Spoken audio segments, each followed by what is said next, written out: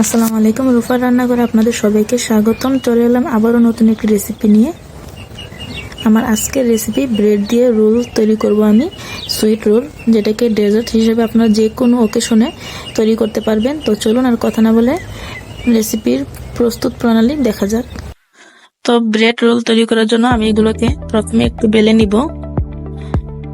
এটা একটু হালকা হাতে করবেন, যেন খুব বেশি জোরে না করে হয়, কারণ খুব বেশি জোরে করলে এটা ভেঙে যাওয়ার সম্ভাবনা আছে। তো দেখুন আমি কিভাবে করে নিচ্ছি। আমি কিন্তু ব্রাউন অংশগুলো এখনো কাটিনি, আমি আগে এগুলোকে একটু বড় করে নিব, তারপর আমি ব্রাউন অংশগুলো কেটে নিব। এখন এটাকে আমি সব দিক দিয়ে কেটে নিব।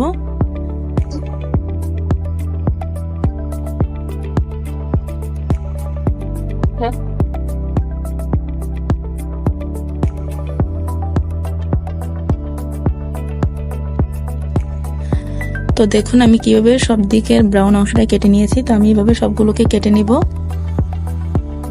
তো আমি সবগুলোকে কেটে নিয়েছি, দেখুন কি সুন্দর হয়েছে মাশাআল্লাহ। তো এখন আমি নেক্সট প্রসেসিং এ চলে যাব। তো আমার আজকের ব্রেড রোল রেসিপি তৈরি করার জন্য উপকরণ হিসেবে যা যা লাগছে, আমি এখানে কিছু কাঠবাদাম কুচি করে নিয়েছি 1 কাপ থেকে কিছুটা কম সুজি, এবং হাফ কাপ থেকে কিছুটা বেশি পরিমাণে নিয়েছি গুঁড়া দুধ। এখানে রয়েছে কাজু বাদাম কুচি, এখানে রয়েছে ঘি, আর আমি এখানে আজকে কর্নফ্লাওয়ার ইউজ করব।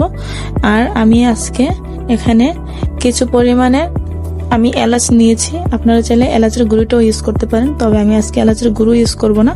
আমি আস্ত এলাচ নিয়েছি, এগুলোকে একটু থেতো করে দিব। তো চলুন এখন আমার প্রসেসিং এ যাওয়া যাক।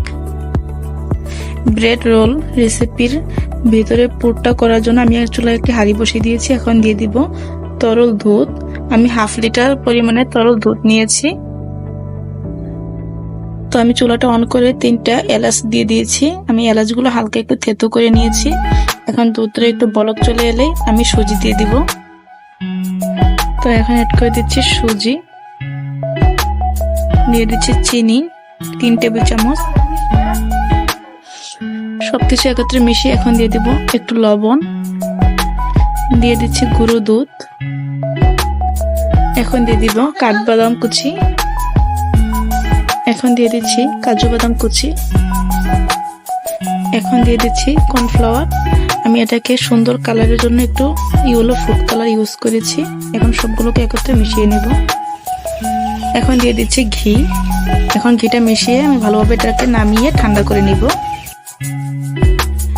ব্রেড রোলের মালাইটার জন্য আমি চুলায় একটা প্যান বসিয়ে আমি দুধ এবং হাফ চা চামচ ঘি দিয়ে দিয়েছি। মালাইটাকে ঘন করার জন্য আমি দিয়ে দিচ্ছি গুঁড়া দুধ। এখন দিয়ে দিব পরিমাণ মতো চিনি। চিনিটা আমি আমার পছন্দ মতো দিচ্ছি। আমি এখানে হাফ কাপ থেকে একটু বেশি দিয়েছি, আপনারা আপনাদের পরিমাণ মতো দিয়ে দিবেন। এখন দিয়ে দিব 1 চিমটি পরিমাণ লবণ। এখন আমি এই পর্যায়ে দিয়ে দিব কয়েকটা এলাচ, আস্ত এলাচ।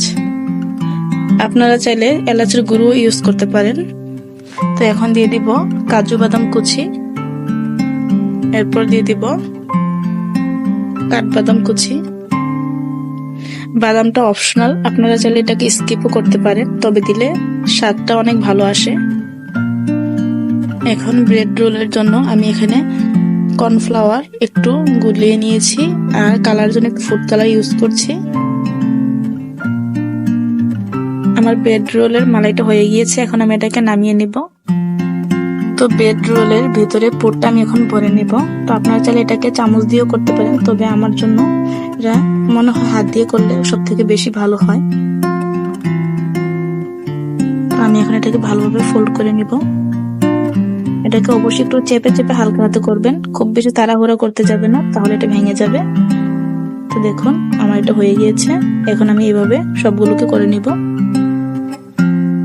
তো আমি সবগুলো রোল করে নিয়েছি। এখন আমি এখানে দিয়ে দিব মালাইটা, যেটা আমি করে রেখেছিলাম। মালাইটা আমি আস্তে আস্তে দিয়ে দিচ্ছি।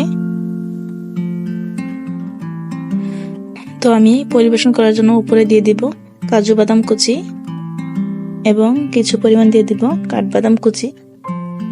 আপনারা চাইলে পেস্তা বাদাম দিয়েও এটাকে সার্ভ করে নিতে পারেন। তো আমি এখন এটাকে কিছুক্ষণ ঠান্ডা করে ফ্রিজে রেখে দিব 1 ঘন্টার জন্য। তারপর আমি এটাকে নামিয়ে আমি এটাকে সার্ভ করব। ফিরে এলাম 1 ঘন্টা পর। দেখুন আমার এটা কত পরিমাণ ফুলে গিয়েছে। আমি এটাকে ঠান্ডা করে ফ্রিজে রেখে দিয়েছিলাম। তো দেখুন আমার রেসিপিটি মাশাআল্লাহ কতটা সুন্দর হয়েছে। এটা দেখতে যেমন সুন্দর হয়েছে, খেতেও মাশাআল্লাহ অনেক ভালো হয়েছে। তো আশা করছি আমার আজকের এই রেসিপি আপনাদের কাছে অনেক ভালো লেগেছে। ভালো লাগলে অবশ্যই একটি লাইক করে দিবেন এবং আমার চ্যানেলটি সাবস্ক্রাইব করে দিবেন। সবাই ভালো থাকবেন, সুস্থ থাকবেন। আসসালামু আলাইকুম।